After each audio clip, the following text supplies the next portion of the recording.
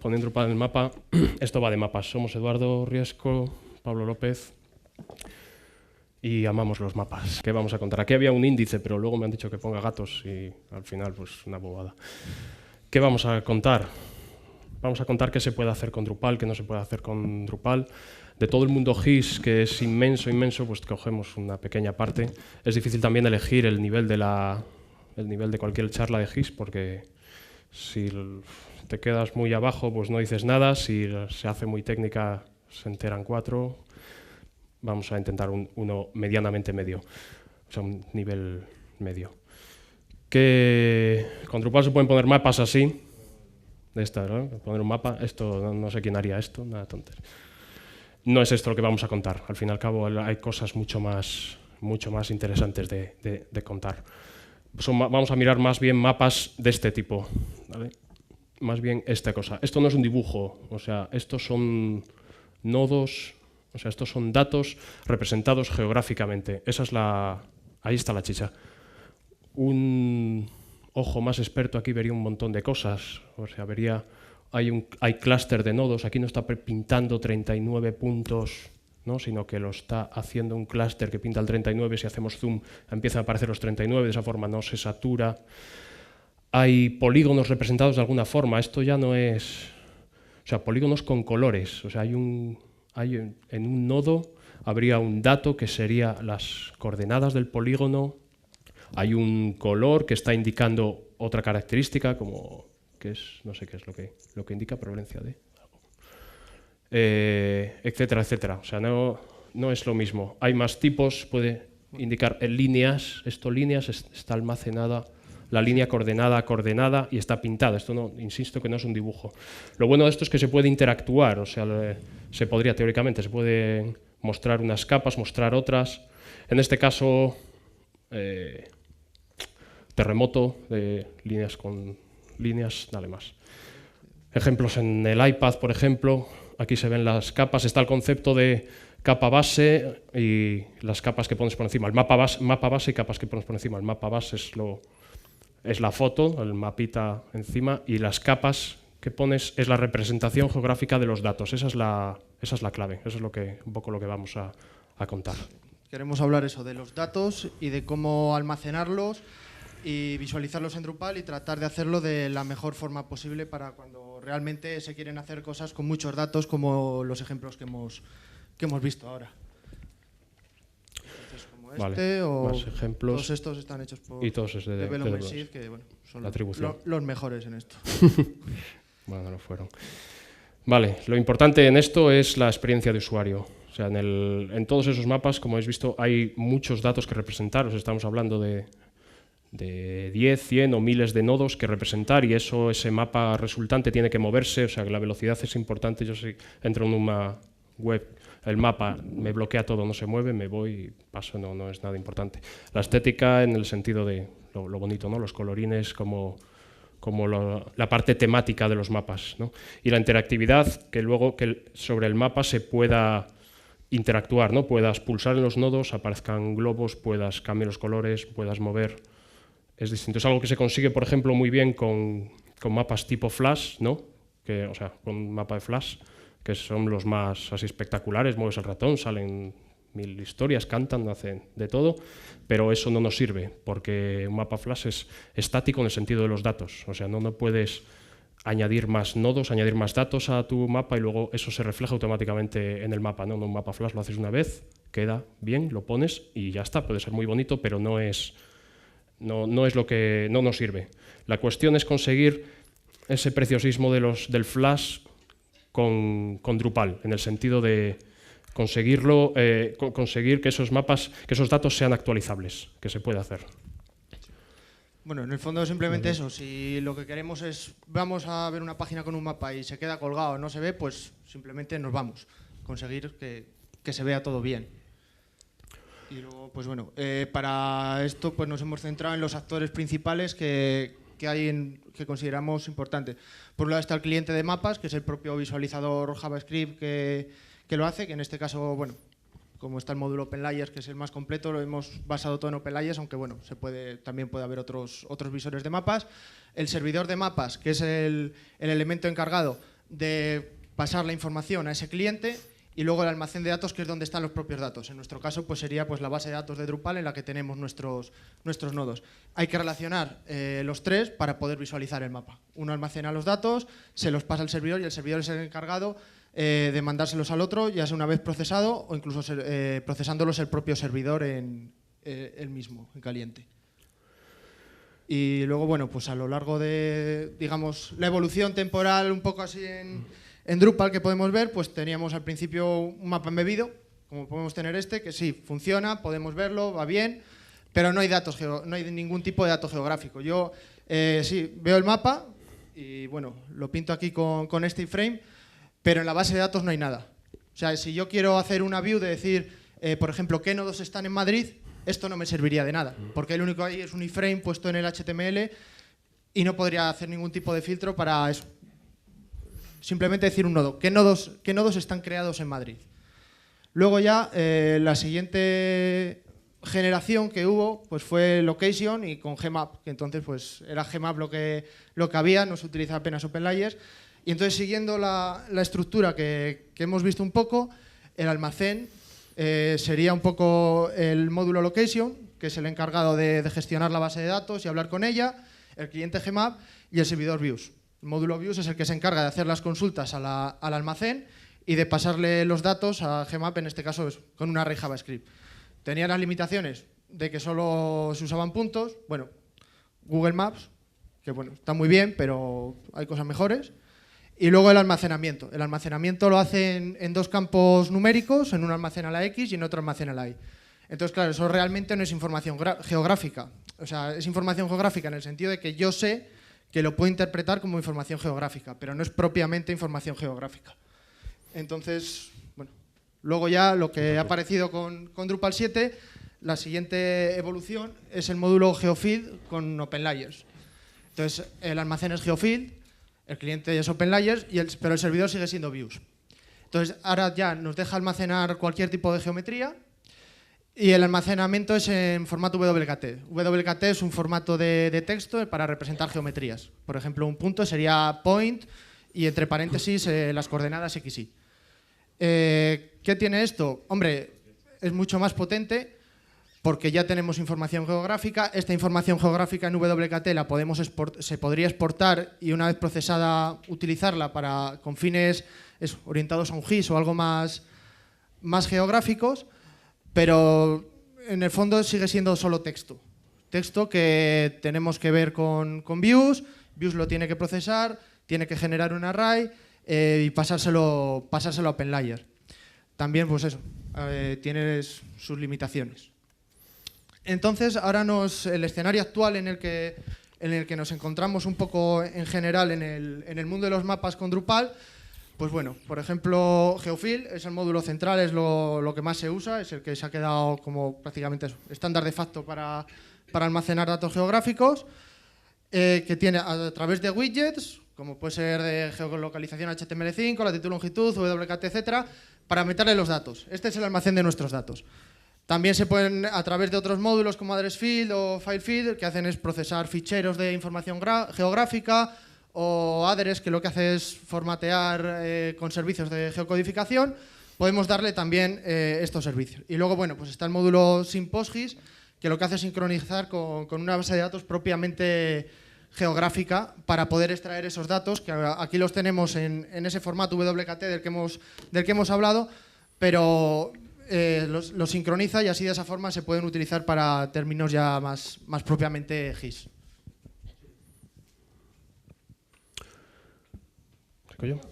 Vale, bueno, repasando, que quede claro, este es el modelo de análisis que vamos a utilizar. La cuestión es que es un modelo que van a aparecer problemas y si tenemos claro los conceptos, quién es mi cliente, quién va a ser mi servidor, quién es mi almacén, va a ser más fácil identificar los problemas y sobre todo ver las opciones. Porque visteis que en esta transferencia anterior esto puede llegar a hacerse complicado, ¿no? O sea, al final todo esto acaban siendo módulos que instalas en Drupal, cada uno tiene un montón de alternativas, no hace falta uno u otro y acaba siendo no muy claro todas las opciones que tenemos. Teniendo más claro, o sea, teniendo claro el modelo simple, va a ser más fácil tanto decidir el sistema, diseñarlo, como encontrar los problemas que pueda haber.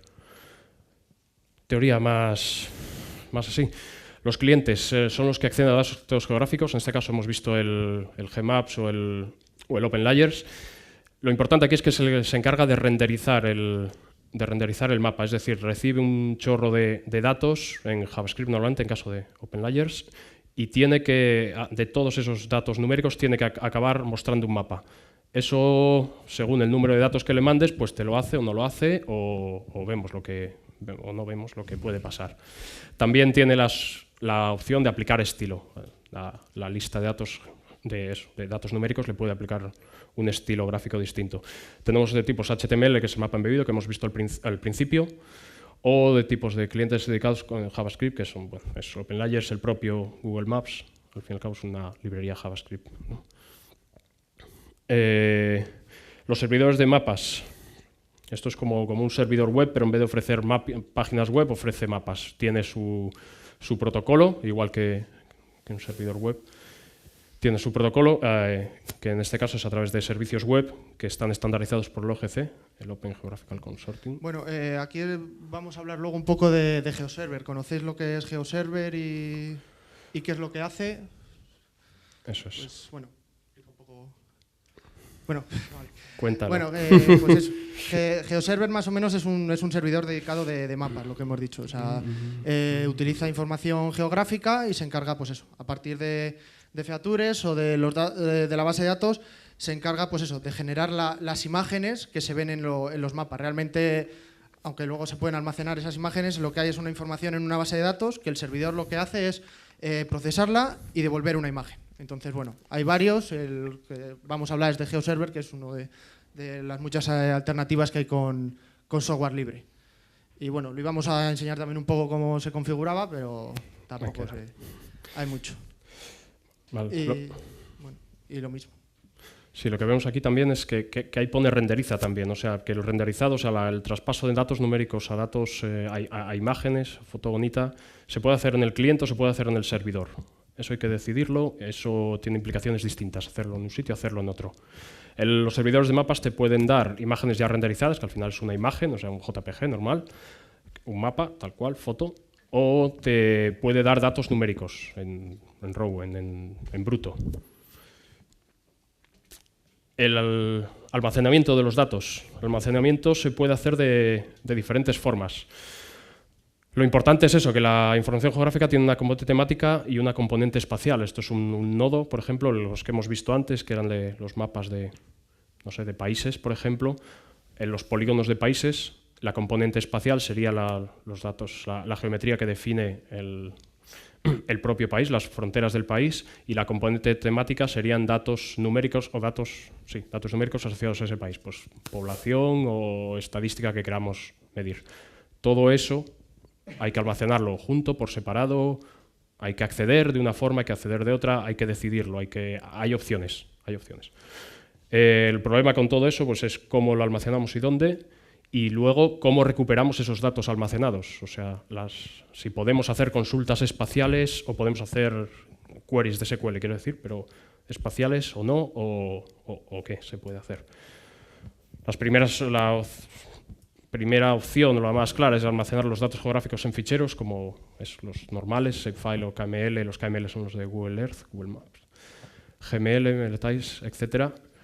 Esto solamente para los datos geográficos, que era lo que estamos hablando. En este caso, trabajaríamos con ellos no directamente, sino primero se importan a la base de datos de Drupal, normalmente a través del módulo feeds, y queda todo junto, almacenar la información geográfica y la temática. Para esto hay módulos de todos los colores. La otra forma la otra opción es usar una base de datos relacional normal, un MySQL, Postgres, Oracle, etc. Una base de datos relacional, quiero decir que no esté preparada para almacenar datos geográficos, en principio. O sea, Postgres, no PostGIS, o Oracle a secas, no Oracle con extensiones.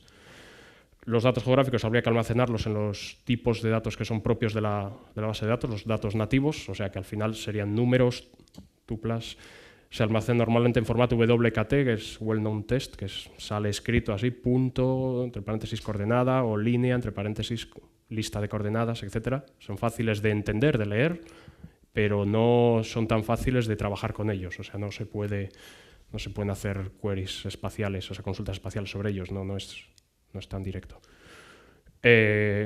Las operaciones que se pueden hacer con este tipo de bases de datos, eso son SQLs no espaciales, y si queremos SQLs espaciales hay que implementarlas en la aplicación. Esto lo hacen diferentes módulos, como el Geofill, por ejemplo, o otros anteriores, recuperan esa información geográfica y luego te hacen pues alguna cosita, ¿no? Pues dime distancia entre estos dos nodos, así, cosas simples, si los nodos son puntos, cosas simples, no está optimizado para esto. El otro tipo de almacenamiento ya especializado son las bases de datos espaciales. Son tipos de datos, o sea, tipo de bases de datos extensibles que se llaman, que permiten definir nuevos tipos de objetos y nuevos tipos de operaciones. Oracle es así, Postgres es así, pero tenemos que añadirle la extensión geográfica para permitir esto. El Oracle Spatial o el PostGIS, el MySQL lo trae implementado, pero bueno, no es lo más recomendable andar jugando con MySQL y datos geográficos porque no. Bueno, sí, lo que queremos es que con estas bases de datos ya podemos hacer consultas directamente espaciales. Puedo decir, tenemos un polígono y puntos y directamente preguntarle qué puntos caen dentro de este polígono o qué distancia hay entre estos dos puntos. O dame todos los puntos que estén a determinada distancia de este punto, de forma automática y además optimizada dentro de la base de datos directamente. Bueno, y esto es más o menos lo que hemos explicado tal y como funcionaría con el módulo OpenLayers y Geofill. Con el módulo Geofill lo utilizamos como el almacén de los datos, que bueno, a través de la interfaz que ofrece el módulo OpenLayers le metemos datos en nuestros nodos, ya sea con el widget, con Fig o lo que sea, los puede mostrar cuando visualizamos el nodo y luego aquí, digamos, esto sería la parte del servidor. La parte del servidor, a través del módulo OpenLayers Views y Views, accedemos a los datos que tenemos y nos los devuelve en un array. Esto sería el servidor. Tenemos los datos en el almacén y nos los sirve para que desde el cliente los podamos ver en nuestro mapa. O sea, entonces, estos serían los tres actores de los que hemos estado hablando desde el principio. El servidor, el almacén de datos y el cliente. Vale, está claro. Esto era lo que... Entonces aquí, bueno, explico un poco rápidamente lo que queríamos hacer. Teníamos un mapita de OpenLayers con Geofill y con las capitales del mundo, puestas ahí cada una en su país. Iba todo muy bien, se veía todo perfecto, 200 puntos, va muy bien. Luego ya con el módulo Devel creamos 5.000 nodos. 5.000 nodos, cada uno con su cosita. Algunos tenían líneas, otros tenían puntos, otros tenían polígonos y ya teníamos un problema. Nos petaba. Pantallazo blanco, memoria de PHP. Simplemente para mostrar ese mapa ya saben, nos había comido los 128 megas de PHP que vienen, los que teníamos por defecto que viene con en Ubuntu. Lo subimos a 1 giga, vale. Tenemos 1 giga, la memoria es barata, se ve más o menos bien. Luego ya teníamos datos reales de todos los ríos de la Confederación Hidrográfica del Duero. Había unos 2.000 tramos de río y había tramos que tenían más de 500 puntos. Entonces, bueno, ¿qué es lo que pasaba? Ahí con el giga de RAM nos iba bien, pero claro, el mapa no se veía. Se peta el navegador, se pone negro y te dice que nada, que ha petado el JavaScript. Porque claro, le pasas, no sé si pesaba casi 1 mega los datos que le pasabas al OpenLayers y el OpenLayers en caliente con el JavaScript los tenía que procesar y renderizar. Y no era capaz. Entonces, claro, llegamos aquí a la situación de que nuestro servidor nos ofrece los datos, pero no nos lo ofrece de una forma lo suficientemente buena para que nuestro cliente sea capaz de visualizarlos. Entonces hay que buscar una alternativa. Entonces está saliendo el módulo PostGIS ahora, que ya nos da estas opciones de las bases de datos espaciales. También para Geofill están surgiendo iniciativas para poder aplicarle diferentes backends para poder sincronizarlo con bases de datos PostGIS y almacenar los datos ahí en lugar de nube WKT. Y luego lo mismo, tenemos nuestro almacén en PostGIS, el cliente sigue siendo OpenLayers y el servidor Views. Es exactamente igual que lo que teníamos antes, lo único que los datos se almacenan en WKB. Y la situación sería la misma. Sería la misma situación en cuanto a que pues, los datos los seguimos mostrando a través de Views y al querer pintar los ríos, pues se sigue petando el navegador. Luego ya la vuelta sería intentar hacerlo con GeoServer.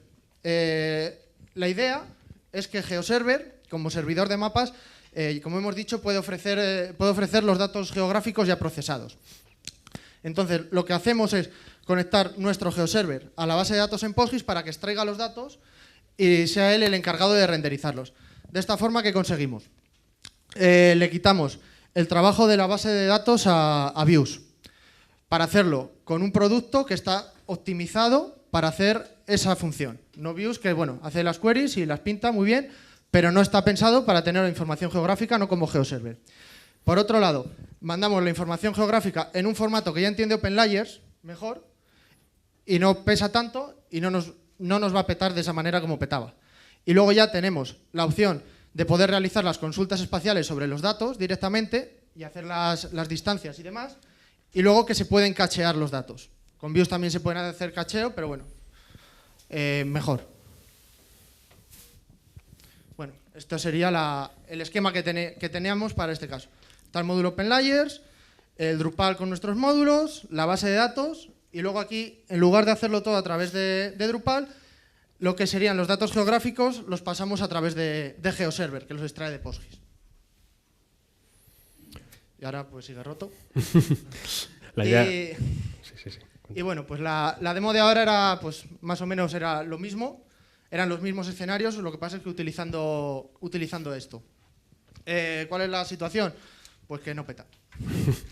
Principalmente eso, no peta ninguno de los casos, porque lo que hacemos con el servidor de mapas es la información geográfica que antes se pasaba como un array JavaScript que pesaba 1 mega, se ha convertido, el servidor de mapas la ha convertido en una imagen. Entonces lo único que hace es pintar una imagen encima del mapa. Tenemos la misma visualización, mucho más rápida, mucho más ligera y además cacheada, porque al principio pues la primera vez que lo ves le cuesta un poco generar la imagen, pero una vez que está cacheada ya directamente el servidor nos escupe la imagen. Un resumen un poco de lo que hemos visto en cuanto a eso. Al almacén, cliente y servidor, para cada uno de los casos que hemos visto, como ha dicho él. Es una buena forma de intentar detectar nuestros cuellos de botella cuando vemos los mapas y queremos pintar información geográfica en Drupal, porque queremos hacer, está claro, cuando queremos hacer cosas grandes. Y luego, un poco por presentarla, hay una distribución de Drupal que se llama Kartaro, que bueno, pues la verdad es que han sido ellos los que han hecho los módulos PostGIS y GeoServer, que dan todo esto un poco empaquetado ya, directo, listo para usar.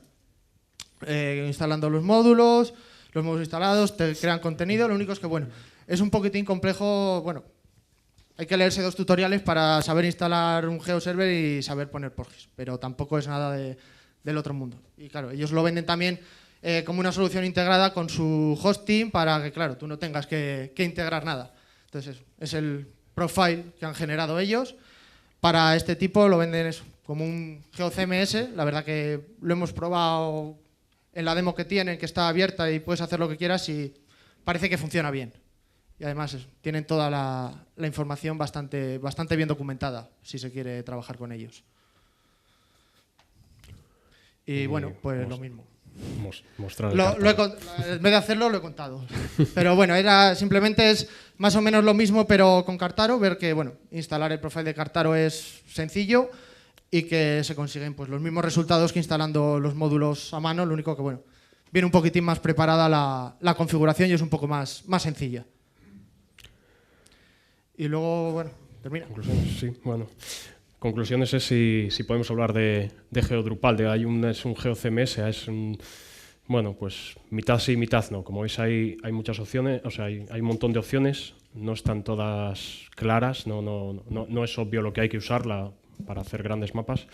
Es un campo con con mucho movimiento, o sea que ahí salen cosas nuevas todo el tiempo. O sea, si al mes que viene, o sea, si al año que viene, la próxima camp, alguien viene con una charla con el mismo título que esta, seguro que no es igual, porque habrá cosas nuevas que habrán salido. Hay mucho trabajo por hacer, si queréis, es un mundo que, no sé, a mí me gusta y tiene mucho sitio. De Moscas y Cañones queríamos decir que, bueno, normalmente no hace falta todo esto, o sea, al final, según lo que quieras, o sea, es para un caso concreto, quieres mostrar muchos nodos con mucha información geográfica, quieres mostrarlo todo eso en un mapa y que eso sea usable, no es el... No se suele usar. O sea, normalmente con un mapa embebido o quieres localizar unos usuarios, pues con location te vale y no hace falta complicarse con muchas cosas. Esto es ya para querer llevarlo al límite. Eso, cuando se trata de miles de nodos, ¿no? Hay que ver siempre eso, si tu página, si el diseño que has hecho con Drupal, por ejemplo, si escala, si va a escalar o si necesita escalar en el número de nodos geográficos, analizar cómo vas a almacenar toda esa información geográfica dependiendo de lo que vayas a querer hacer luego con ella. Y, o sea, si vas a necesitar hacer consultas espaciales, vas a necesitar o no, o simplemente vas a mostrarlas. Y después el renderizado, a ver quién es el que va a renderizar y ver que ahí va a estar uno de los cuellos de botella normalmente. O sea, si te lo renderiza el cliente, pues el problema va a estar en el JavaScript, depende, al OpenLayers le puedes meter hasta cierto punto, pero no todo, y si lo renderiza el servidor, pues más fácil unas cosas, más difíciles otras, tienes otros problemas. La cuestión es tener claro quién me está analizando los datos en cada cosa. Y por último, bueno, presentar Kartaro, que soluciona algunas de estas cosas que no lo hemos visto. Y bueno, también, aunque en el momento no lo he comentado, al utilizar backend orientados a GIS y especializados en GIS, claro, todos los datos que ya tenemos en Drupal los podemos utilizar para muchas más cosas. O sea, podemos acceder a esos datos gracias al GeoServer y publicarlos en otra web, acceder a esos datos desde otra web, porque simplemente es atacar al servidor de mapas, no tenemos que atacar a Drupal y ya nos devuelve los datos. Podemos utilizarlo con un cliente GIS normal, que se conecte con PostGIS, extraiga los datos y nos muestre las capas para procesarlas, para hacer eso. Intentar utilizar Drupal en parte como un servidor o simplemente para obtener datos geográficos que luego puedas procesar, puedas generar y puedas utilizar para cualquier cosa ya con herramientas realmente GIS. Y hasta aquí hemos llegado. Claro, intencionadamente corta, porque el tiempo gordo estaba en las demos realmente, que era donde se podía ver algo. Yo creo que después, si a alguien le interesa, podemos hacer un corro y os enseñamos las cuatro demos que son sencillas. Tampoco es ver cómo se rompe o cómo no se rompe al fin y al cabo, no es más. Si tenéis preguntas, quizás sea más interesante. Yo conocía GeoServer, me ha parecido una opción súper interesante. ¿El almacén de datos que emplea GeoServer exclusivamente es PostGIS? ¿No hay ninguna otra...? No. GeoServer a GeoServer lo puedes conectar con un montón de data stores, que le llama, de almacenes de datos. Tiene plugins para ello. Puedes importar ficheros con información geográfica, puedes conectarlo con bases de datos espaciales, con PostGIS, con Oracle o con otras. Creo que se me está escapando alguna opción, pero... Ficheros KML exportados de Google Earth, por ejemplo, cualquier cosa. Cualquier información geográfica que esté en un formato estandarizado, la puede leer, la puede procesar y la puede servir. Al final tiene un conjunto de plugins y te va a preguntar los datos dónde están. GeoServer solo sirve, solo te renderiza, te muestra, te dice los datos de dónde los cojo. Tú se lo dices y así es como...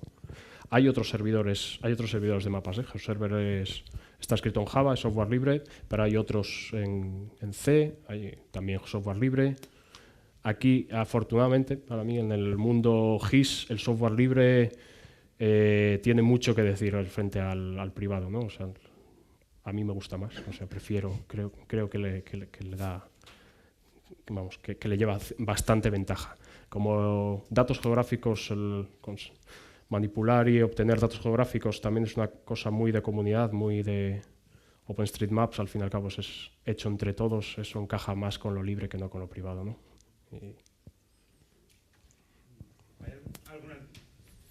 ¿Hay alguna alternativa para Front, aparte de OpenMaps, que cumpla los requisitos de un GIS? O sea, porque yo conozco otras librerías, pero supongo que no sé consideran porque no cumplen los requisitos de manejar todos los datos. Aparte de OpenLayers, dices, Sí. ¿no? Sí, hemos considerado OpenLayers porque el módulo de OpenLayers para Drupal está muy currado, el interfaz gráfico, las opciones y tal. Otras librerías JavaScript pueden ser mejor, peor, discutibles. El leaflet en el fondo está... estamos trabajando con estándares.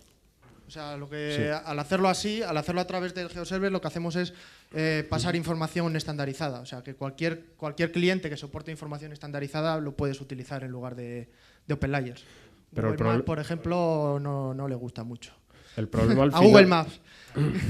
el problema al final sigue siendo el mismo. O sea, tú le vas a enviar un chorro de 1 mega o 100 megas de datos en JavaScript que va a tener que procesar la librería que sea y no, magia no hacen. OpenLayers sí que es realmente una librería muy pesada en JavaScript. O sea, Sí, es muy pesada y muy potente, por eso mismo.